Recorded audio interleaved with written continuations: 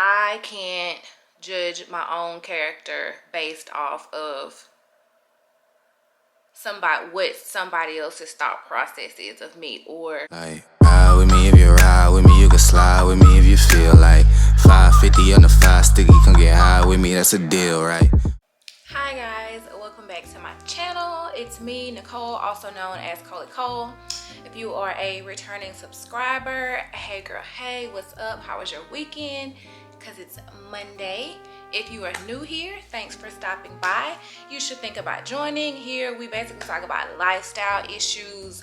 We do vlogs so y'all can see what I do from day to day, and we throw in a little bit of nursing every now and then. But today we're just gonna handle a few lifestyle topics that, you know, once again, I'm sitting here talking about with self, so I'm gonna talk about it with you guys. So once again, if you're new, those are a few reasons why you should think about hitting the subscribe button and joining the fam. Anyway, we're gonna talk about these few little things that I've been sitting here rambling around in my brain about with self while I do my little everyday quick makeup routines. So let's get into it. In case I'm not looking at the camera, it's because I'm looking at my mirror while I talk to y'all. But the first topic I want to get into is ghosting. And the whole reason why this is a topic is because, you know, here recently you meet people, you exchange phone numbers, you chit chat, you may have a meet and greet, and then they like go ghost. But then for me, I don't know about anybody else, it's like they pop back up. So I'm going through this phase where I just feel like I'm not gonna let people treat me like that, basically, because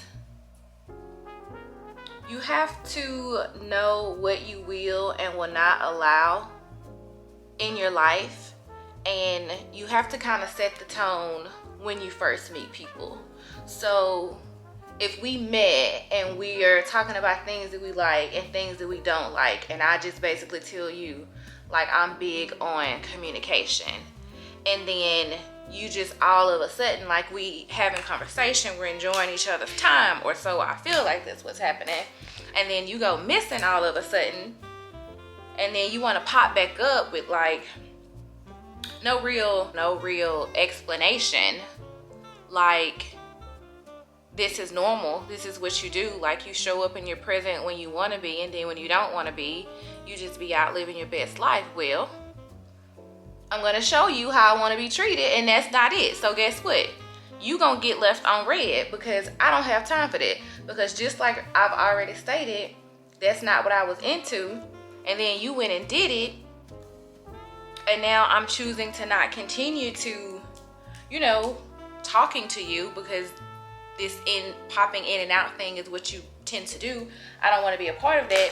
You're also showing me who you are, and I'm a big believer in when people show you who they are, you need to believe them. Another thing is,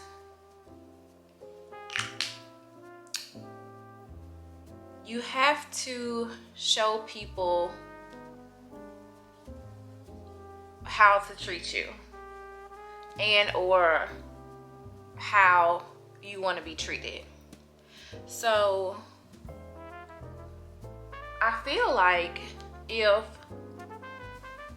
I'm respectful of you and I'm respectful of your time, and I'm showing you that I want to be courteous to the things that you like and things that you do not like, I'm gonna need you to be respectful of my wishes and be courteous of the things that I do and I do not want, as two individuals that are trying to get to know one another. If you are in the stages of like what I'm talking about, where it's meet and greet, if you don't know how you want to be treated, then how are you going to expect somebody to treat you right? Like, how you out here saying, oh, you got to do this and you got to do that, but in real life you don't even really know what it is that you like. You don't even know how you want to be treated. Like, I know that I like it when men open doors for me. I'm also not a you know, and it may be a fault of my own, but you know, it's my own issue for me to deal with. I know that I'm big on communication, but in the first parts of getting to know somebody, yes, I'm not gonna lie, I like it when a man shows initiative. Like, I want you to call me, or I want you to text me, and I want you to come up with a plan. I don't want to have to text you and say, hey, you want to go do this, you want to do that, go do that. Because for me, if the man does that, then to me that's him showing interest. And if he's showing a genuine interest, then if I'm interested in him, then I'm going to return the same type of interest, and then I'm going to be more likely to call him. Then I'll text him, and after a couple dates, then I'll be like, well, hey, let's go do this, let's go do that, because he's already shown that he was genuinely interested in talking to me. And that within itself is a part of how I feel you can show somebody how you want to be treated.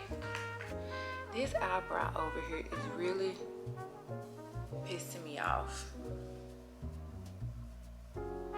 It's always one that just don't never want to act right. But you know what? I'm gonna move on and come back to it, because if not, I'll stay stuck on it till next week and won't have accomplished any damn thing.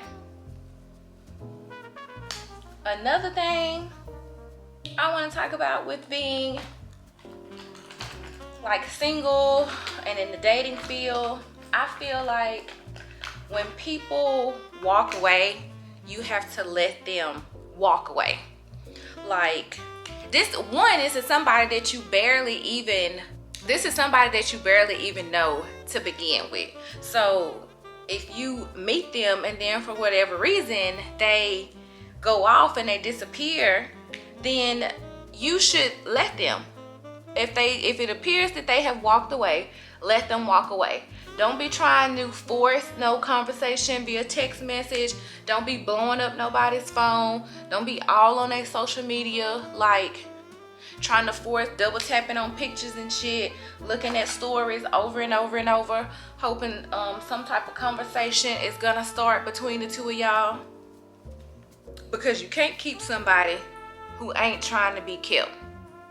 And once again, there was a lesson that I had to learn by trying to force something. You know, when you meet somebody and you thinking it's all good and it's all gravy, and you know, it's the same thing that we were just talking about. Some people call it ghosting. Maybe that person is ghosting you because they felt like you weren't for them. And if that's what they did, then just let them be. Because if they wanted to be there, if they wanted to get to know you, if they were that interested in you, you wouldn't be looking for their ass right now. Next thing, as a single woman, of course, I want to be loved and I want to be cared for. But I also want to be loved and cared for correctly. However, in order for me to be loved and cared for correctly, I have to love myself. And some days are easier than others, but that's when I have to take a step back. I have to ground myself, and I have to remember who I am, where I came from, where I want to go, all of the things that I love and adore about myself.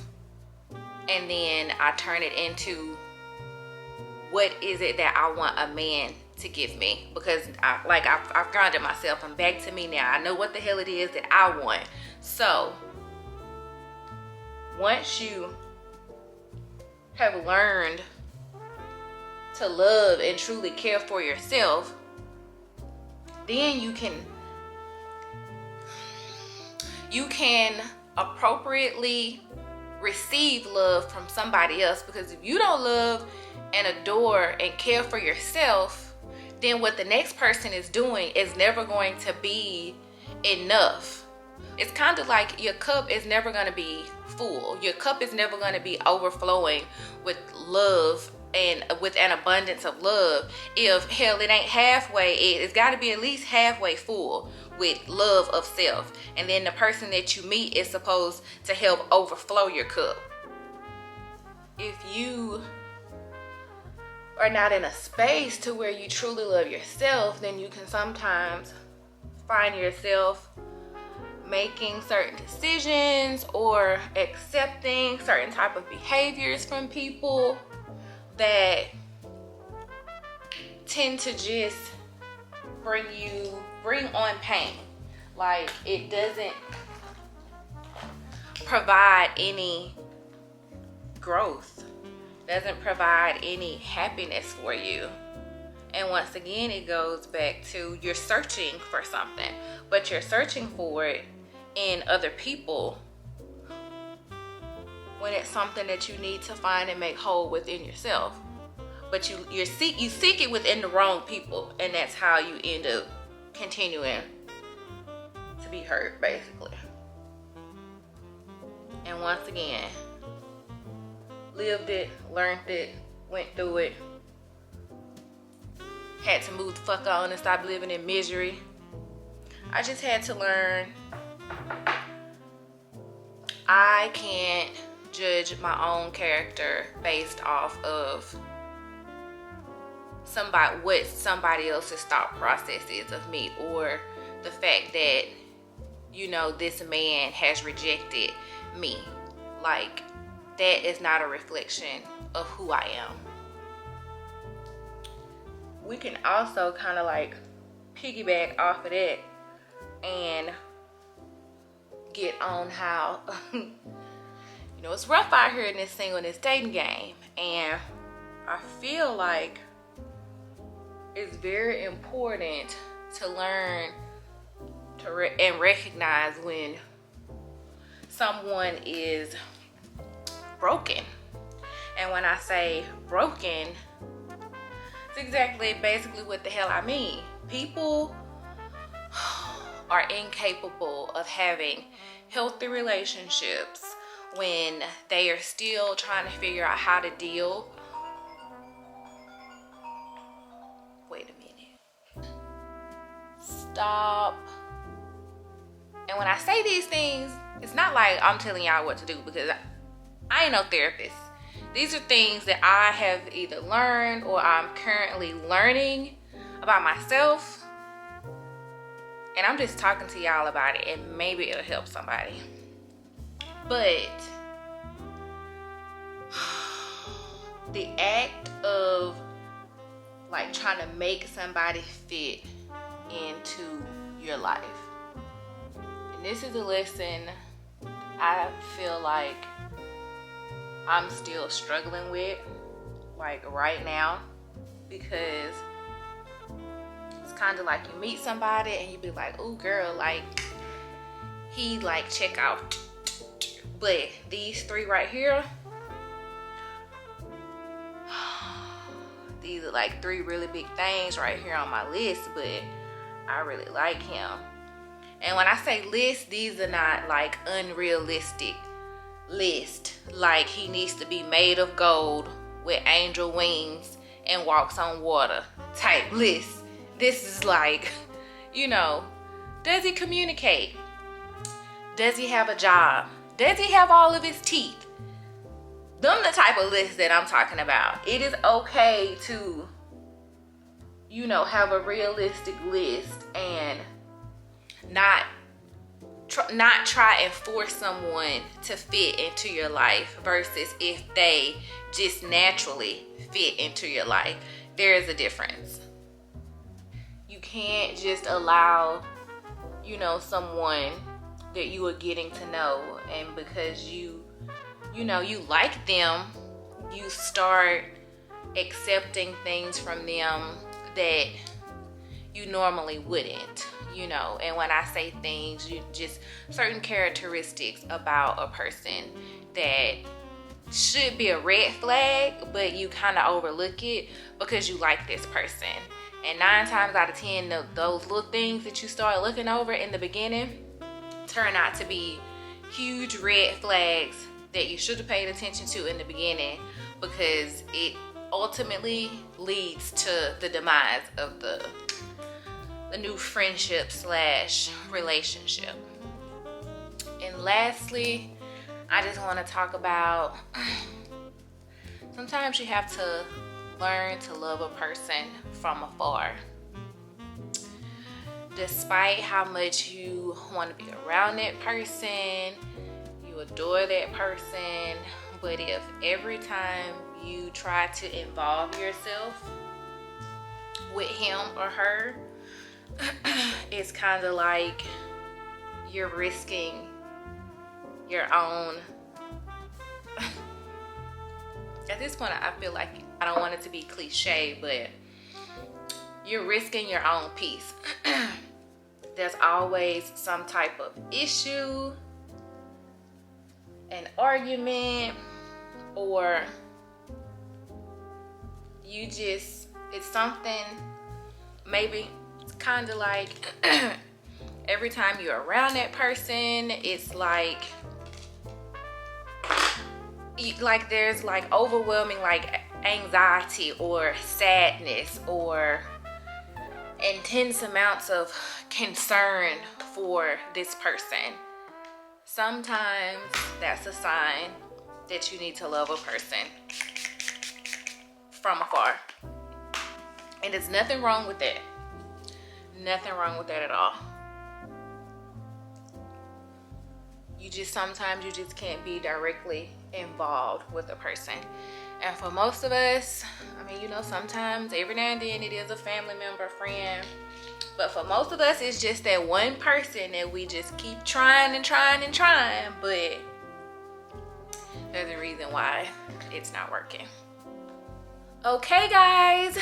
Thanks for, you know, just listening to me. If you are already a subscriber, you already know I love you, I love you, I love you. If you made it to the end and something was enlightening for you, it's free. It really helps me out. Please hit the subscribe button. Until next time, see you guys later.